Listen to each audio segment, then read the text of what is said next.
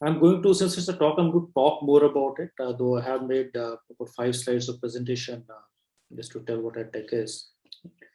I believe I've been given the hosting right, so I'll share my screen. So my presentation may not last half an hour, it will get over much sooner. I'll be happy to answer the questions that the audience may have.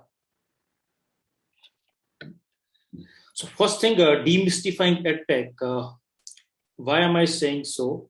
EdTech right now is what computer engineering or the IT industry used to be about 30 years ago.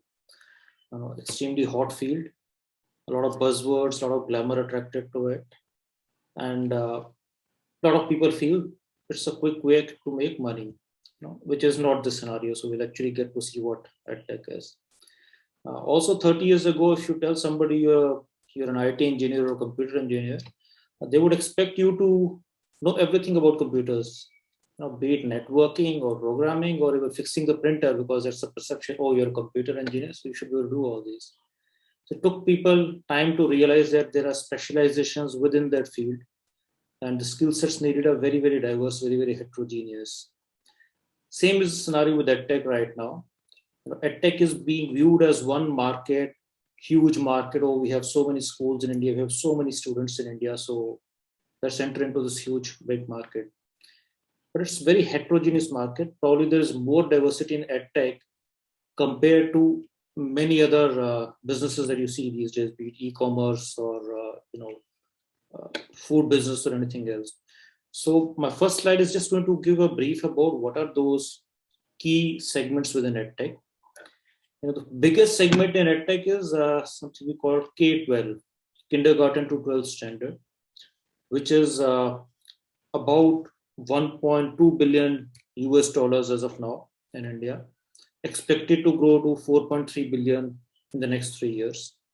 And this basically supplements the school curriculum that we have.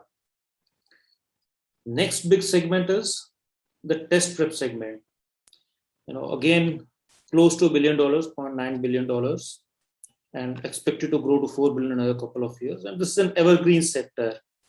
Thanks to the huge population that our country has, we will always be, or for a significant time in future, we will be dependent on competitive exams for admission to any of the top institutes, be it IITs, IIMs, national law universities, medical colleges, UPSC. So this sector is expected to grow and expected to be like a mechanical engineering and engineering parlance. It's an evergreen sector. Third segment, which is again growing pretty rapidly, it's the reskilling and certification. So over the past many years, certificates have been a kind of validation of our skills. Whether you talk about Microsoft certified software engineers in the IT industry, or certified financial planners, or let's say certified Six Sigma black belts. So certification is supposed to be a validation of your skills. And this market has always existed. It's just changing the shape and becoming online now. So this is close to $0.6 billion right now, and again expected to grow at a similar rate. Then you have skill development, which does have some intersection with reskilling as well as K-12. So this is not just reskilling, it is also imparting additional skills to young learners, for example, coding skills to kids.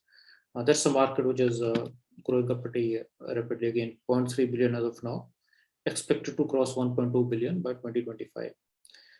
Then you have languages and casual learning. I want to learn French, Spanish, music, photography, cooking, and all other things. So I don't have numbers for this segment. What I wanted to convey through this slide is that each of these is very, very different from the other segment. The customer is different, consumer behavior is different, your business model has to be different. A parent is a very, very different customer from an adult who's into a job and wants to reskill, who's very, very different from, let's say, a school principal, who's very different from a university professor to a coaching institute owner. So when you want to enter EdTech, you need to study the segment you need to enter. Just by looking at the total size and finding it lucrative does not augur well for your business. So each of these segments is growing very, very rapidly. Total EdTech market in India is around $3 billion right now, and it's expected to cross $10 billion in another 3 years or so. So what are the key drivers for this growth? The first driver, of course, is the digital adoption. India has 750 million, roughly 750 million internet subscribers right now. Everybody spends more than an hour and a half on digital media in a day. The cost of data is extremely low, probably among the lowest in the world, about 19 rupees per GB. All these things have led to a huge digital adoption. So that's one of the biggest drivers for EdTech growth. Then you have EdTech awareness. There are about 300 million target users in India for EdTech products and services. 80% of them are aware of what EdTech is, thanks to companies like Byju's and Unacademy.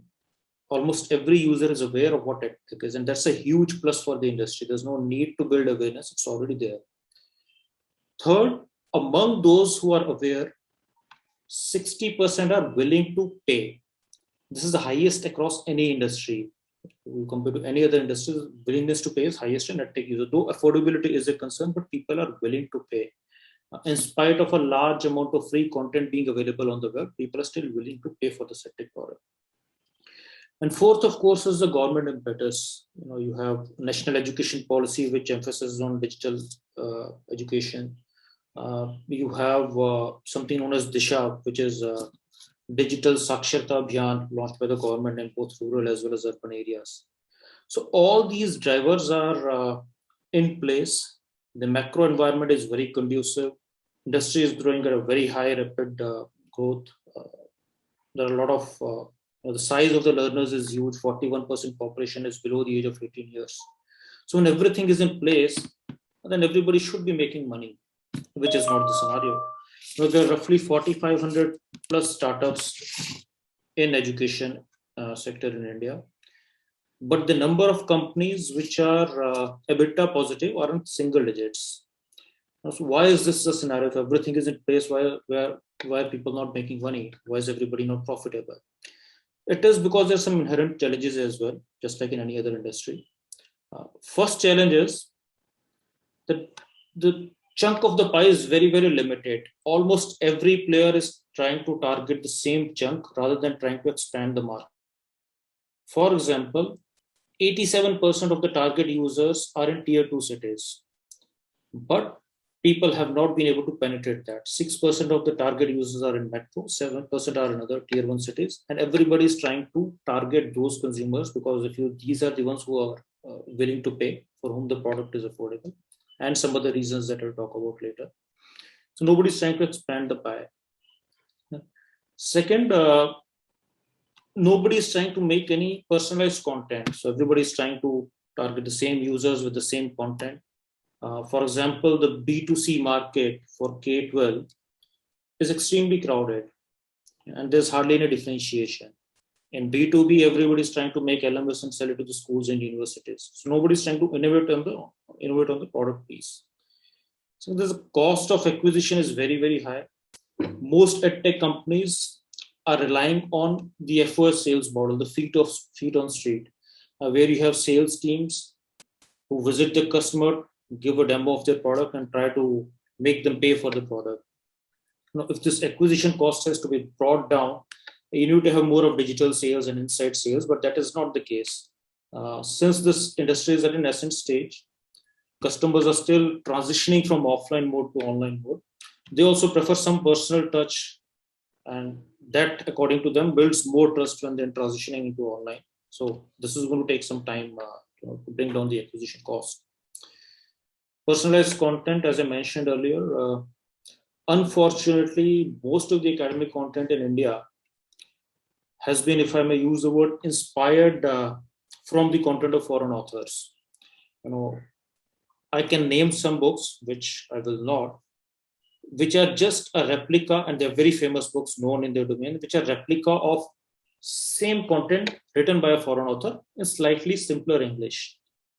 So we have not really made an Indianized content from Indian perspective, especially if I look at tier 2 cities where 87% of the target users are. They are not very comfortable with understanding this kind of content. The lack of awareness is slightly low. The examples that are mentioned in the content are not very relevant to them. So This is something which is a huge challenge. Affordability is a concern. Though 60% of the aware users are willing to pay, about 2/3 of them feel that the price is too high, and therefore they would want the prices to be lower. Coming to the right pricing, again, it's a very nascent industry. Nobody knows what the right price is. So if you take any service from any EdTech provider, you can very, very easily negotiate because no company knows what it should be charging the customers. If you charge too high, then your active users are not going to be converted into paid. If you charge too low, your margins will be impacted. Plus, there's also a perception that low price may imply low quality. So the standardized pricing is yet to evolve in this industry. Customer stickiness, extremely low. Cost of switching is very, very low. There are hardly any exit barriers. One major reason again being that there is no differentiation. And all these reasons basically contribute to margins getting impacted, and therefore profitable scalability is a huge concern over here. Last, absence of formal recognition, more applicable to higher education. Most of the jobs in India require a formal degree from a recognized university, though things are changing gradually. However, there's a long way to go for this. But wherever there are challenges, that also means there's an opportunity if we can address this challenge. And just as the challenges are huge, the opportunities in EdTech are also huge.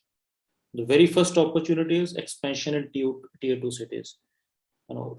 In most of the industries, not just the EdTech industry, business is driven by founders who are based out of tier 1 cities, though they may be from tier 2 cities, their hometowns may be there.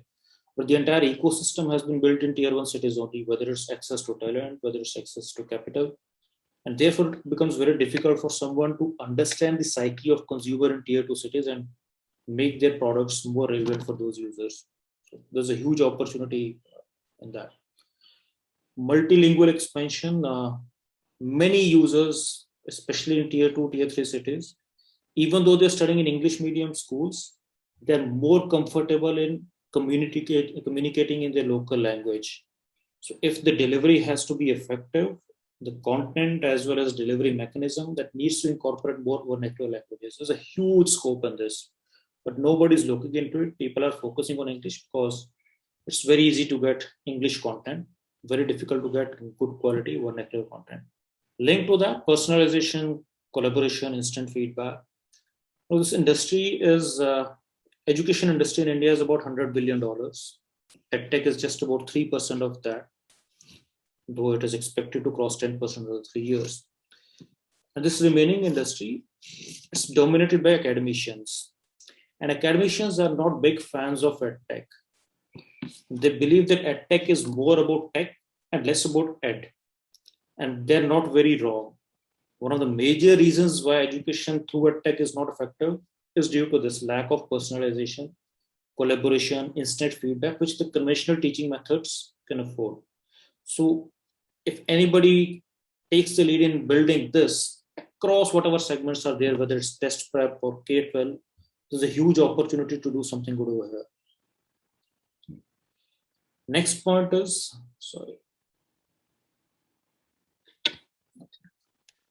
cursor is given where.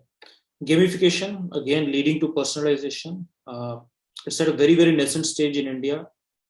In US, it's a big thing. There's a huge scope in India and players are entering into this market. Education finance, there are companies like Eduvance and a handful of other companies. And they're doing pretty well with huge IRRs in the range of 17 to 25%. Because affordability is a major concern, people want to pay either in installments or people want the prices to be reduced. Education finance has come as a big support to the institutes in making the education reach people who cannot afford it. There's a lot of white space in this field, a lot of scope to enter. Online proctoring, especially for schools, colleges, universities, again at a very, very nascent stage in India, and it can reach, a huge level. There's a huge traction which is expected. As of now, education imparted through these universities is still happening in the conventional method. EdTech companies are yet to penetrate the higher education institutes completely. if they're able to offer this online proctoring, a lot of examinations can be taken care of by the EdTech industry, and the institutes can really offload their burden on this part. So well, all these opportunities are there. There are certain decisions which you need to take as an entrepreneur, whether it's EdTech or something else. Fine, if I want to enter into EdTech, all this information will help. But what else do I need to decide? This is where I've listed, a few generic points. First decision to be made is whether you want to build a lifestyle business or a growth business. I've written con because there are too many cons in the lingo today. You have mini cons, Sonicon, Unicorn, Decacon, Hectocon, because valuation is very, very glamorized. There's nothing wrong in building a, let's say, 200 crore business with decent margin, living your life comfortably. There's nothing wrong in having a huge valuation aspiring to be unicorn. Neither of them is right or wrong. 200 crore business is not failure. Growth business is not a corny business. But you need to decide very early what path you want to take, because the evaluation metrics are going to be very, very different for both kinds of business, whether it's a lifestyle business or a growth business. Once that is decided, you need to, of course, choose a sweet spot. As I mentioned, there are a plethora of opportunities in EdTech. You want to be into content creation, you want to be a technology service provider, you need to choose that. And you need to choose something where the core team can control the IP. I've seen some companies fail because they got lured by the funding availability, but they were extremely dependent on third-party entities for most of the critical components. So if you want to be into content, one of the founding team members has to be a content expert. If design is your IP, you need to have a designer in the core team. If technology is your IP, you need to have that person. You cannot be dependent on external entities for something which is very, very critical for your business. Don't just get lured by the money available. Figure out where you will fit into. Very important to decide again, especially in EdTech, whether you want to be in B2B or B2C or B2B2C. Don't try to be into multiple channels, because the consumer behavior is very, very different. As I mentioned, B2B, you may be dealing with a coaching institute or a university administrator or a school principal who is going to behave very differently and decide very differently from a parent or a child. Once you decide what you want to do, stay on the path. Please, my humble request to everybody who's trying to venture into anything. We should not pivot immediately if the experiments fail. Keep on experimenting. There's no question about that. But do not change before you're able to conclude properly. Don't pivot just for the sake of pivoting. Most experiments are going to fail. If you keep on changing because this has not worked, that has not worked, then you may very, very soon you may feel no, entrepreneurship is not for me, and you may exit. So stay on the path if you've chosen. It's a rough path, it's a tough path. It takes time. Tatas were not created in a span of 10 years or 15 years or 20 years. Any big company, most of you might have read Good to Great by Jim Collins. It takes time to build a big company. So don't get distracted by what is happening around you, and just stay on the path. So that ends my presentation. Very, very short one. I'll be happy to take any questions. Okay, let me kickstart the question answer. AICTI has recently raised some issues regarding collaborating, EdTech companies collaborating with the management institutes and in general education institutions. What has happened is that with this online thing becoming more popular now after the pandemic, there is demand for EdTech companies to collaborate with the institutions so that their delivery can smoother. And education institutions are finding opportunities in that field now, that people are getting comfortable with online, and even the faculty resource persons are feeling comfortable with the online thing. But then typically IIMs, IITs, we don't have the wherewithal to run that technology, and it's a huge cost that is involved. But somewhere AICTI is saying that look, you can't offer degree programs and things like that in collaboration with that tech company. Some such thing is happening now. So in terms of regulatory issues, which are the segments that you spoke about are the ones where you may get into regulatory hurdles? Sir, I don't see too many regulatory hurdles in the short term, but in the long term, yes. I mean, if we look at China, for example, they've put a lot of restrictions on tech companies. You can't go public. You can't be a for-profit company. Looking at the push which is being given to online education and the national education policy, I think the Indian government is pro-online.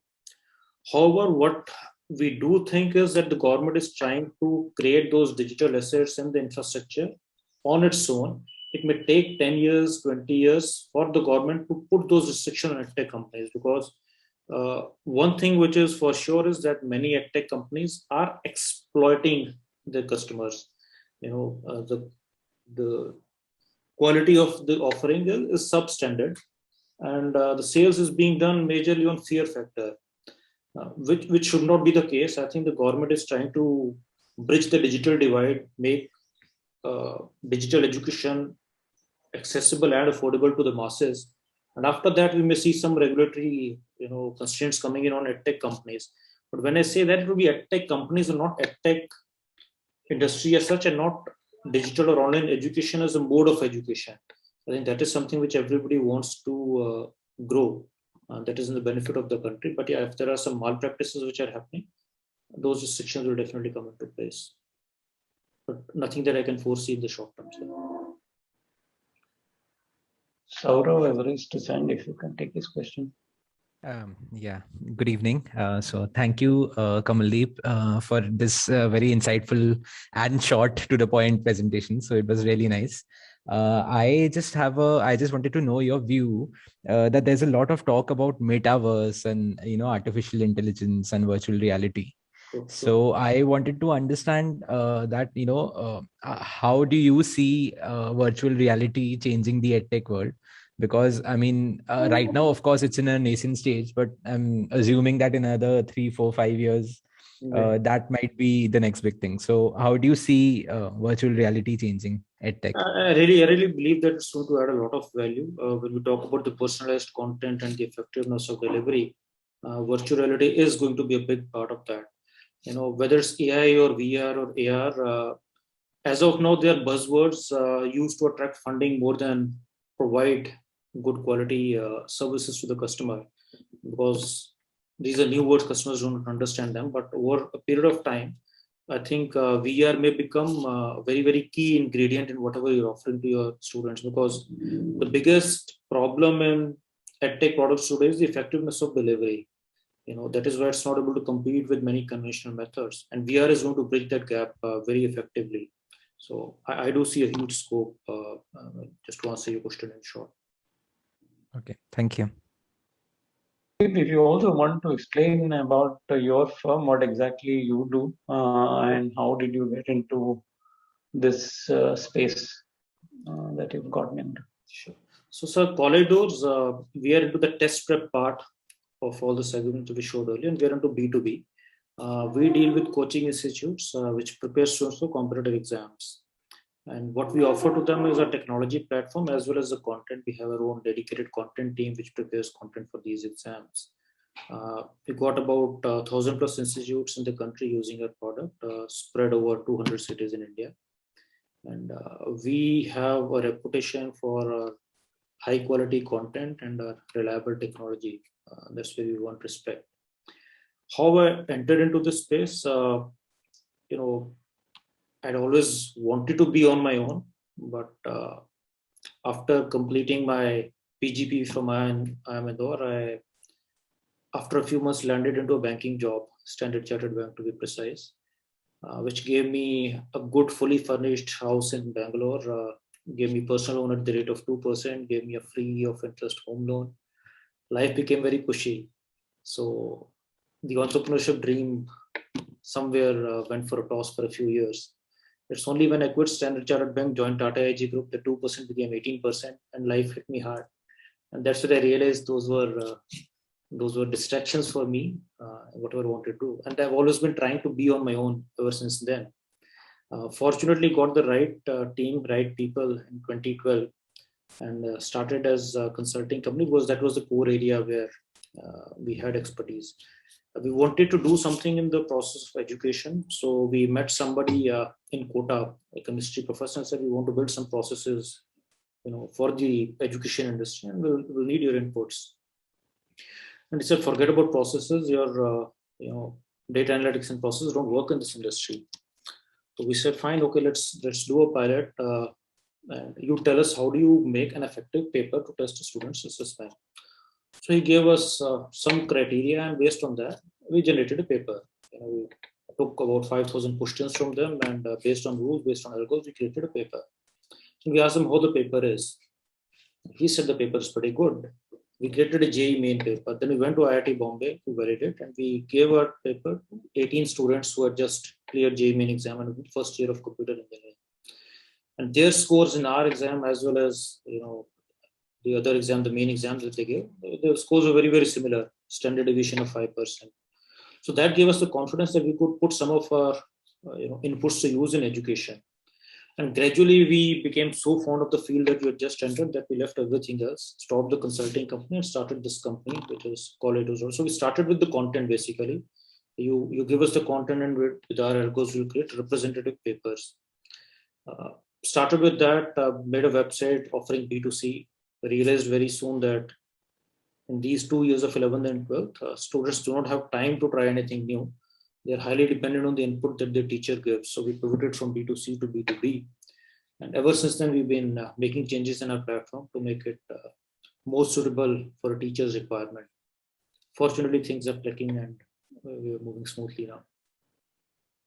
Some of these coaching institutes which give model papers and things like that. Right, sir. So they basically contact you for the papers, and then they just use your system to deliver that. Is that the thing? We have a website which has this entire platform where you choose the chapter or the topic, and the paper is generated instantly because the content is already there. So we white label these kind of platforms for the coaching institute. So let's say you have an ABC coaching institute in Indore. Generally, in these 2 years, students do take 50, 60, 70 tests in a year. And teachers find this test preparation part very, very strenuous. I mean, they love teaching, but if they have to make a paper, they have to choose questions from a book, give it to a typist, who will type, they'll create papers, give it to students, and somebody has to check, give feedback.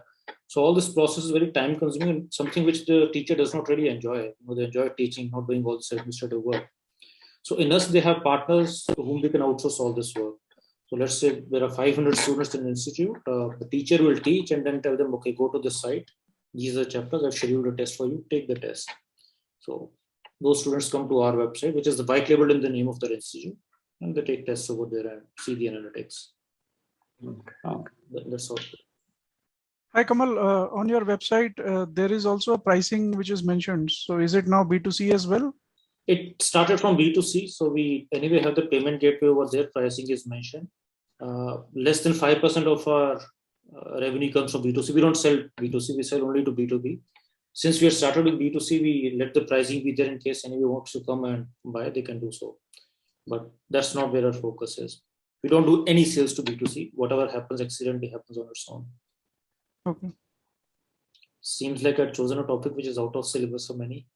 Sirat Chawla has a question. Hi, Sirat. Yes, sir. Hello, sir. Good evening to you. So a little about me. I'm Sirat. I'm a student in the Integrated Program in Management. Yes, here at Indore. So my question to you is that given how ambitious the National Education Policy 2020 is, 1 second. So and the intention that it has to build a youth which is multilingual, which is which focuses on practical knowledge, and to build a certain sort of scientific temperament in the long run. Yes. So my question being, your personal opinion, how do you think? How the implementation could go forward? How could they make such a policy from an ambitious one, bring it to the ground and implement it? I would also like to know, apart from your perspective, from a business, government, society point of view, as you pointed out about the business sector slowly growing, definitely the startup culture and everything you talked about. I do feel personally that the society part is still somewhere amiss. How do you think what can be done about growing the society part. Yes. Yes, I think both the questions are slightly linked to each other. There's an initiative by the government called PGM Diksha, so PMG Diksha, Pradhan Mantri Gramin Digital Saksharta Abhiyan. The sole purpose of this is to make digital education accessible to the grassroots level. When you're talking about how implementation will be done, I think I'm not a political person, but I give credit to this regime on being very, very good in executing or showing the intent to execute whatever they have envisioned. So there are the power centers which have been identified at various levels, whether it's Grameen level, block level, district level. People have been authorized to take certain decisions, budgets have been allocated. I don't think it's going to take more than 3 or 4 years before digital education becomes accessible to everybody. This is about providing the devices and the internet connectivity and everything. Second big area is providing the content, which these people could use. That is something which is still a challenge. In many government educational institutes, the content is available. The teachers are much, much more intelligent than the private parts. However, the content which they are making is not very user-friendly, if I could use the word. It's academically very rigorous, not easily understandable. I think that is a challenge which I don't know how the government is going to address. They need to rope in more private partners. They need to have more people preparing the content. And that could take some time, but having access to digital devices, internet connectivity, I won't be surprised if it's made possible in 3 to 4 years' time. So I don't know whether that answers your first question or not. And how is it going to benefit the society? I think once the digital divide is bridged, somebody sitting in a remote village in India being able to access the same education as somebody sitting in a, let's say, metro city, it's only going to benefit the society. I mean, it's the biggest way if you can provide education, same high quality education to everybody. That's where the society is uplifted. 50 years ago, probably we couldn't think of a Narayan Murthy coming from India. It's only the kids of the business families, Tatas or the Birlas or the Bajaj who could dream of doing something big. You probably 30 years ago or 50 years ago, you couldn't imagine anybody except the sons or daughters of a doctor becoming a doctor. So with all this education being accessible, the business environment being made more conducive, I think that is ultimately going to help the society, going to bring in equality in the society. I know it's a slightly high level, broad answer, but I don't know whether it answers your query. Right. So thank you so much. I understand what you were trying to convey. I have a follow-up, if I may. Sure. Yes. So while I understand how the businesses, the startup culture that you talked about and the increased focus on EdTech is going to in turn play a role in affecting society. And I also understand that the government's budget and even the NEP 2020 with its ambitious intentions, as I mentioned, is going to play a role in affecting the society. Yes, and changing their mindset and building a more aware society. I still find one thing I'm not able to get my head around, which is this. So thinking purely from a government standpoint, do you think that, what according to you could be the way to go for government, given that it is, as you said, is focusing on building more private culture? Let's just say providing incentives to private EdTech startups or players in the private setup in the EdTech domain. Yes. What do you think the government could do when it comes to government schooling, when it comes to educating or building, if I frame it better, that building the similar, bringing them to par, bridging the digital divide when it comes to people who are, let's face it, below poverty line, or people whose sole dependence is on government schooling. Yes, that could you please? I think Delhi is a good example of how the quality of government schools has really improved over the last few years. And I think the government has the political will to implement, which I think it has. Others are more or less, smaller decisions to take, whether to do something on our own or to enroll some private partnership. I really couldn't get what exactly you want to know. But I think that there's not a big deal if the government is intent on providing digital accessibility to everybody. Right. So my basic question being at a very fundamental level is this, that you spoke about how businesses are changing, how government is changing, and how in turn, of course, they're affecting society in the long run. My question being that still there's a large portion of Indian society, especially, which is below poverty line, which does not have access to these resources. Yes. So how that part of the society could be targeted, be it by businesses or by government, to frame it better. So as I mentioned, 87% of the target users are still not being targeted because of affordability or because of being in remote areas. And that's where the challenge is, that's where the opportunity is. And as I mentioned, the government has started that initiative of taking digitization to the grassroots level. There's a lot of money being spent on government schools. Over the last 10 years, you would have seen a lot of things being experimented in the government schools for the people below the poverty line. They're being given free education. Mid-meal scheme has been there for ages. So the entire environment is being made conducive for people to join the bandwagon. Compared to 30, 40, 50 years ago, even a kid who's in a very, very remote area has aspirations which are not significantly lower than somebody living in a metro city. So the exposure is already there, the aspiration level is already there. It's only the resources which are missing, which the government is providing, and I think it will continue to provide. So creating awareness is not as big a challenge today as it was earlier, because people are aware of their rights, people know what they can do, where they can reach, even in areas below poverty line. I got your point. Thank you so much. Hi, Kamaldeep. This is Chanakya here. Hi, Chanakya.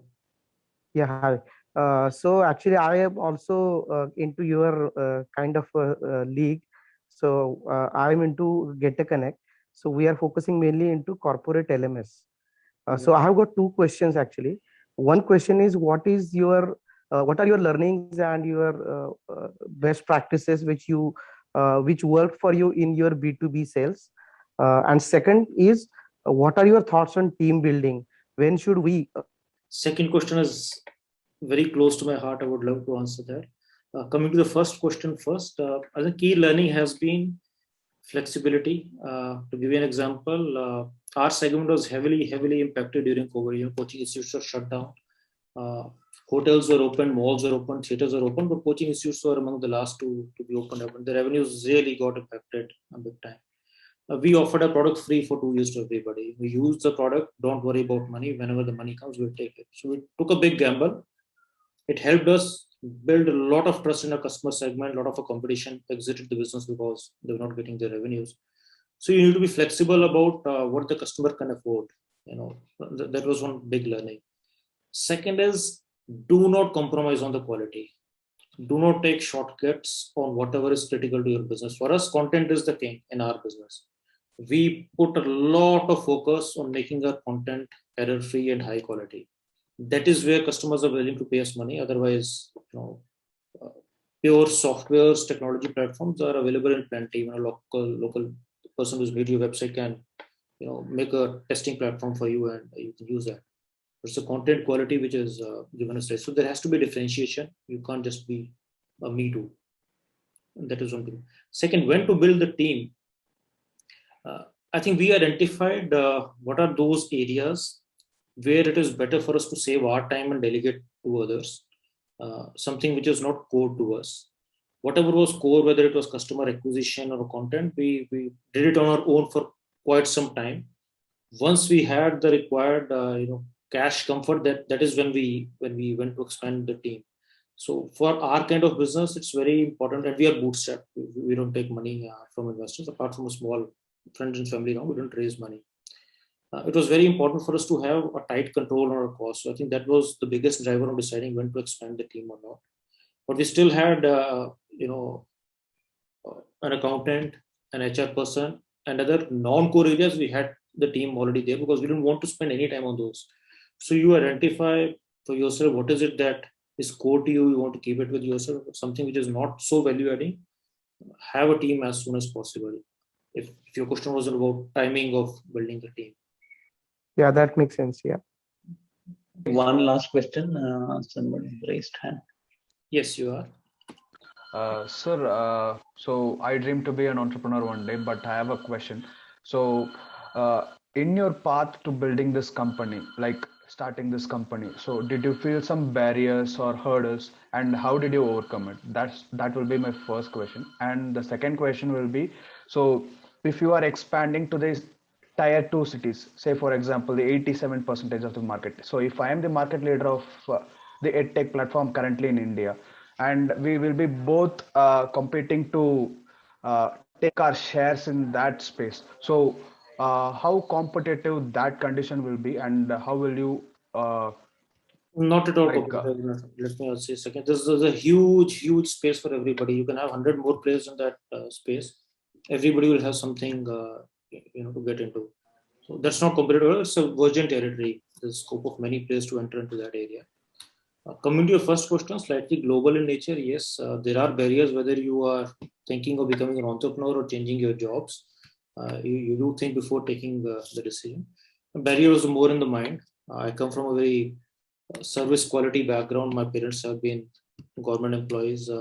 My in-laws have been government employees. So I wanted to be an entrepreneur. So that was the biggest, I think, mental barrier that I had.